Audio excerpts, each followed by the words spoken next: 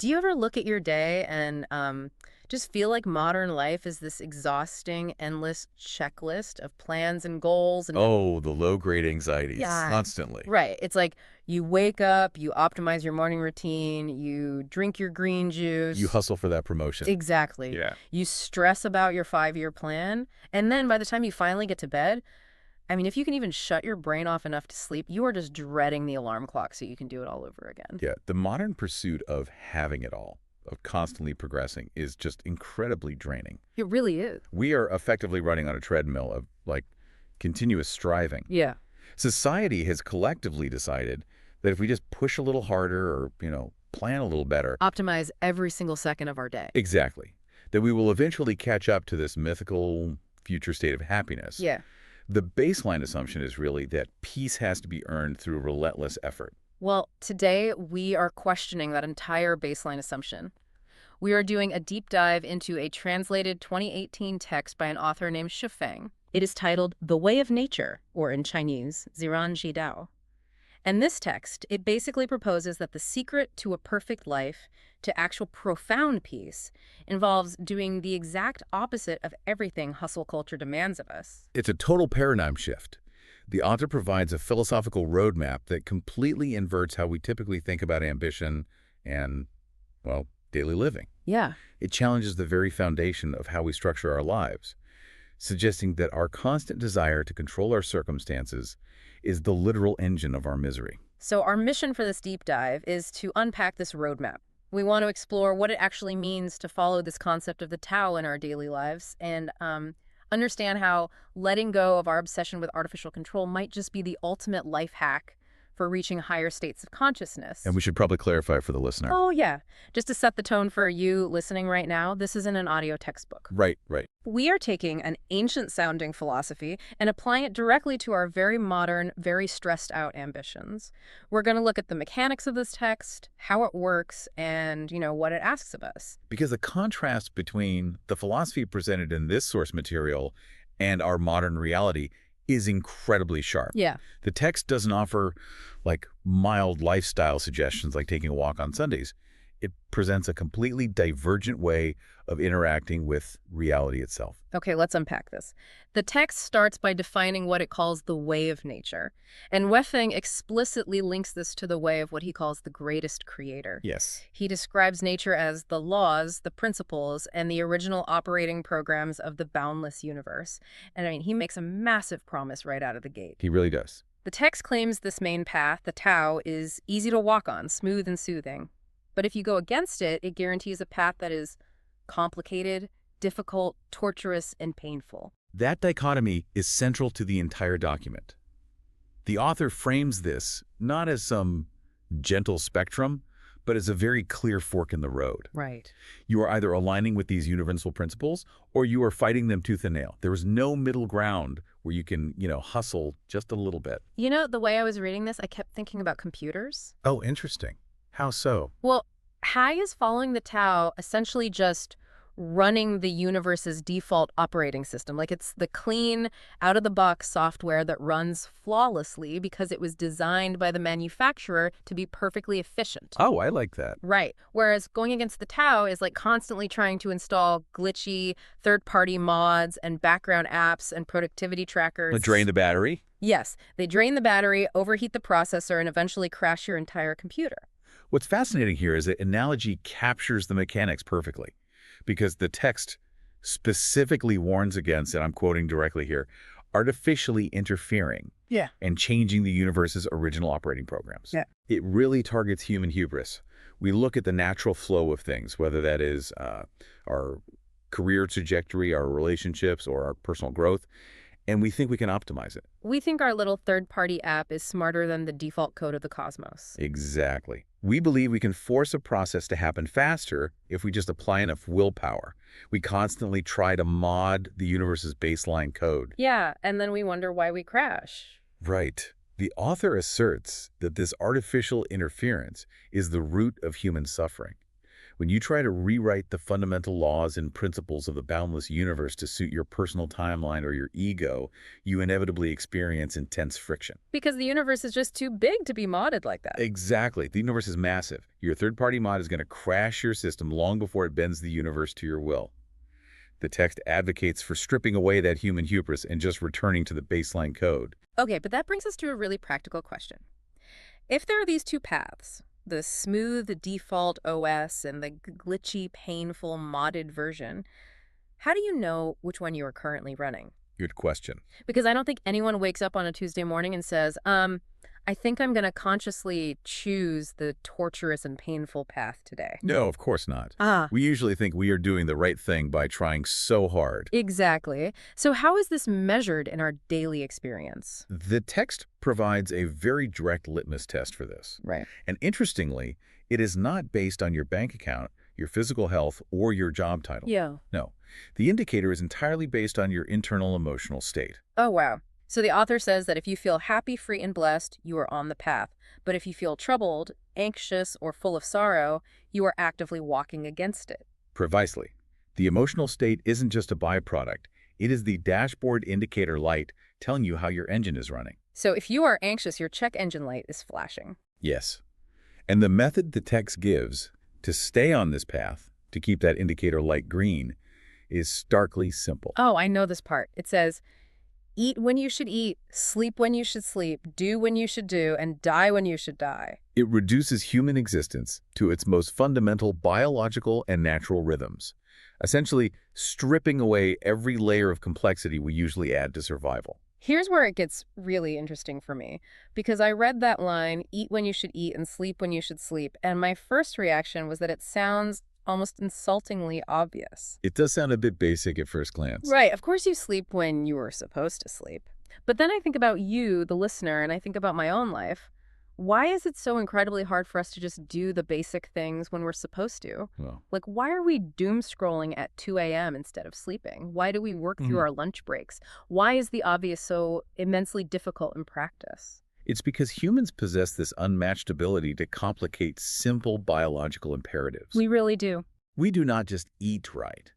We implement restrictive diets. We intermittent fast to hack our metabolism. We eat out of sheer stress, or we eat while staring at spreadsheets. Or we eat when we're not even hungry because it's like a social obligation at a networking event. Exactly. And we do not just sleep. We push through our natural fatigue with copious amounts of caffeine to hit a manufactured deadline. Or we lie awake agonizing over a conversation we had 3 years ago. Ah, yes. We override our natural signals constantly in the name of productivity or anxiety. We are constantly putting a piece of tape over the dashboard indicator lights so we don't have to look at them. That's a great way to put it. Yeah. And this tendency connects to a core concept the text highlights, which is wu-wei. Okay, let's talk about wu-wei. It translates roughly to doing nothing as everything will eventually fall into place. Now wait. To a modern, productivity-obsessed mind, doing nothing triggers immediate alarm bells. It sounds like pure laziness. Right. It sounds like giving up. It sounds like you are just lying on the couch waiting for a sandwich to magically assemble itself and float into your mouth. And that is a very common misunderstanding of the concept. The text explains wu-wei as taking things as they are, associating with others by following predestined relations, and taking advantage of opportunities as they arise naturally. So it's not laziness. Not at all. It is a highly advanced state of surrender. It requires immense active discipline to not interfere, to not force an outcome. It is about acting in accordance with your nature, rather than acting out of anxiety or societal pressure. Okay, I need you to explain the mechanics of transitioning to that state. Because if the rules are as simple as sleep when you should sleep, and wu-wei is just letting things fall into place, how does a person actually do that without their life just, falling apart? Well, the text details what we are doing wrong, essentially defining what going against the Tao looks like. And it basically holds up a mirror to modern society. Yeah, the author provides a devastating critique of modern ambition. Devastating. The text lists the exact inversion of those natural actions. Yeah. Eating when you shouldn't eat, insisting on living when you should die.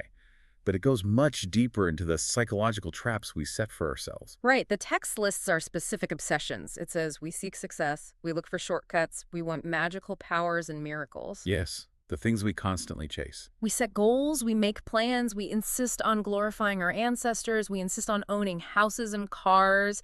It even says we insist on trying to become a celestial being or a Buddha. It's all striving. It sounds like we are meticulously building our own elaborate prisons. In fact, the author literally uses the phrase, get caught in your own trap. We weave these incredibly complex webs of expectations and desires, chaining our happiness to specific future outcomes, and then we wonder why we feel stuck and miserable in the present moment. But wait, I have to jump in here and genuinely push back on behalf of anyone listening right now who has a mortgage or a family to feed or a boss demanding a Q3 roadmap. No goals, no plans, no trying to be excellent. For someone listening to this deep dive right now to learn and grow, isn't abandoning all goals entirely counterintuitive to progress? It certainly sounds like career suicide at first glance. Exactly.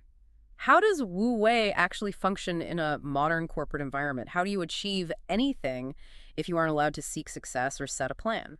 If we connect this to the bigger picture, the key is distinguishing between executing a task and attaching your ego to the outcome. Okay, break that down. If your boss demands a Q3 roadmap, the action of writing that roadmap is just a task in front of you, doing what you should do. The danger the text points out isn't the acquisition of skills or participating in society. Then what is it? The danger lies in the friction of being what the text calls insatiable. Okay, tell me how that actually works in practice. Yeah. How do you write a roadmap without friction? Let's bring back your computer operating system analogy. Yeah, let's do that. When a computer runs a complex calculation, it just runs it. It uses the available RAM, processes the data, and outputs the result. Right, it's just doing its job. It doesn't sit there agonizing over whether this calculation will get it a promotion or whether the neighboring server is processing data faster or if it is adequately glorifying its ancestors. The calculation just happens smoothly. Ah, I see. In human terms, the text argues that our nonstop, insatiable striving, our desperate need for the roadmap to validate our worth, is the background app that crashes the system. We become impetuous and distracted. The author explicitly states this friction leaves us dogged by bad luck. Dogged by bad luck. That is such a striking phrase. It is. Because when you are forcing things, you are constantly running into walls. You are creating your own bad luck because you are out of sync with the timing of the universe. Exactly. You send the angry email, Yeah. you push the project before it's ready, you alienate your coworkers, and suddenly your project fails. And you call it bad luck, but really, you force the system. You are swimming against a very powerful current, exhausting yourself while blaming the water for being too heavy. And notice how the text includes spiritual ambition in this trap, too. The author states that even the desperate pursuit of spiritual enlightenment, like forcefully trying to become a celestial being or a Buddha, is going against the Tao. Oh, wow. So even spiritual goals can be a trap. If it is a first goal, yes.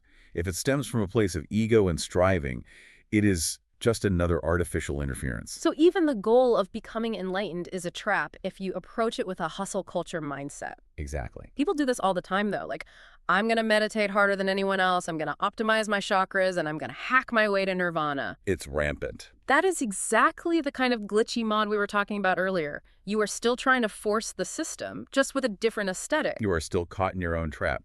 The insistence, the nonstop striving, is the mechanism of your suffering, regardless of whether you are striving for a luxury car or a state of zen. The underlying anxiety is identical. Okay, so the text clearly lays out our behavioral choices. Follow the natural rhythm or force our plans and goals. Right. And it lays out the immediate emotional friction. You are either going to feel peace or you're going to be anxious and dogged by bad luck. But what are the ultimate cosmic stakes of making these choices? Well, the source material takes a sudden, fascinating turn here. It really does. It moves away from purely philosophical advice and introduces a literal numerical measurement for your spiritual destination. Yes.